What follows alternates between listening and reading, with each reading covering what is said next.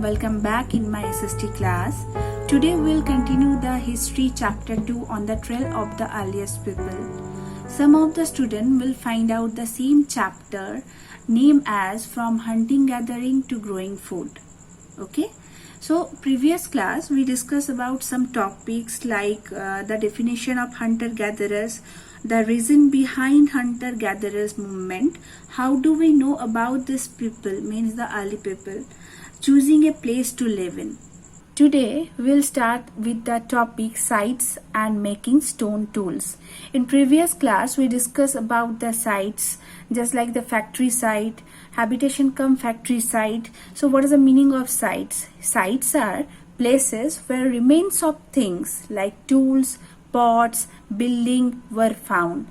Okay, it is called site. Now we are going to discuss the making stone tools.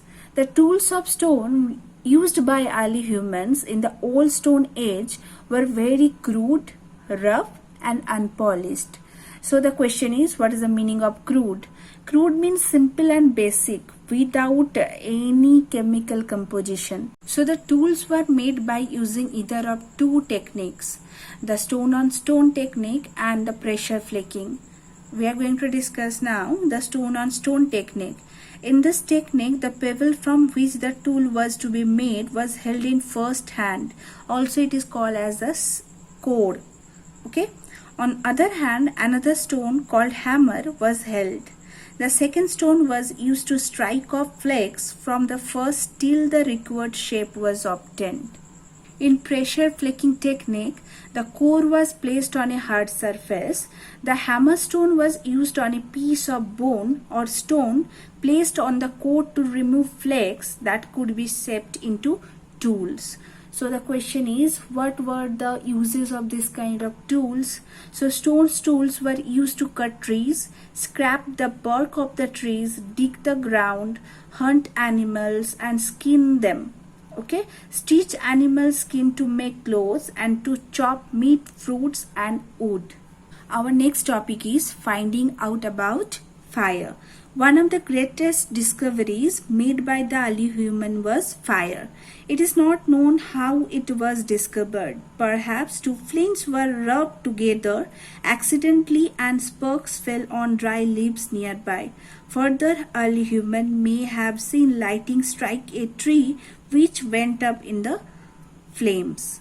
So over a period of time, humans learned several uses of fire.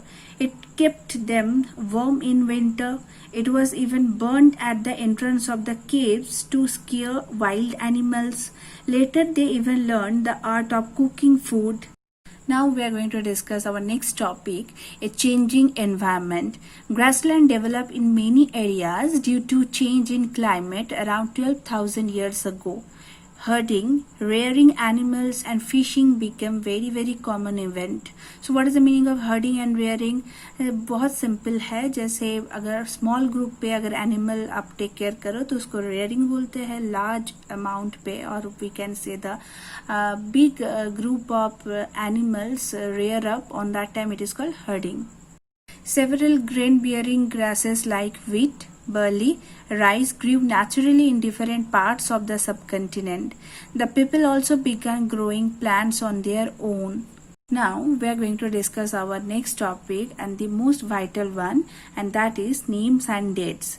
The early history of man is marked by different stages. We may divide the prehistoric times into three stages. First one, the Paleolithic stage. This comes from the two Greek words. Okay, the paleo means old and lithos meaning stone. Okay, so the extension, the time period of this Paleolithic era from 2 million years ago to about 12,000 years ago. Paleolithic again is divided into lower, middle and upper Paleolithic era or period. Okay. Next one, the Mesolithic age. It is almost about from 12,000 years ago till about 10,000 years ago. This period is also called as the Middle Age. Remember? Okay. So the smaller, sharper, refined stone tools of this period called as the microliths. Why? In Mesolithic age, stone tools are called as microliths. You know What is the reason behind it? What is the meaning of micro? Micro means very, very tiny. So the smaller, sharper, refined stone tools obviously found in Mesolithic age is called as microliths. Got it now? Next one, Neolithic. From 10,000 years ago to till now, the new stone age is called as Neolithic period. Now children, we are going to discuss our next topic, and that is rock paintings and what they tell us. Many old caves have painting on their walls. They portray mainly the wild animals. Apart from the wild animals, they show the men hunting, women grinding, kids playing. These were found in mainly MP and southern UP side. But my children, not only in India, okay, you will find out this type of caves in all over the world. In your book, one example is there, okay. In elsewhere portion, just look at, okay. So you can see a painting. This painting is from a cave in France.